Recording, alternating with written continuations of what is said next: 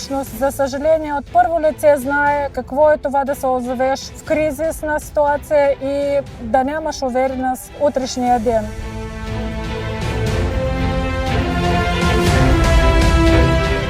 Тази къща може би до метър над нивото. Водата е стигала до това ниво.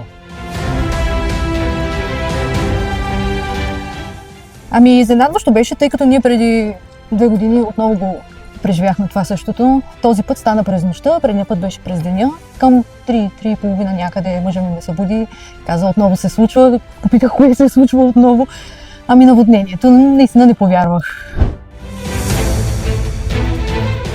Корпорация КУП съвместно с Миразум не остават безразлични към човешката трагедия. Пристигнахме в Царево да помогнем на пострадалите с хуманитарна помощ. Направете го и вие. Благодарим на Сдружение Миразум и Корпорация КУП за доверието им към Българския червен кръст Царево. Вашата помощ ще бъде предоставена на пострадалите лица в град Царево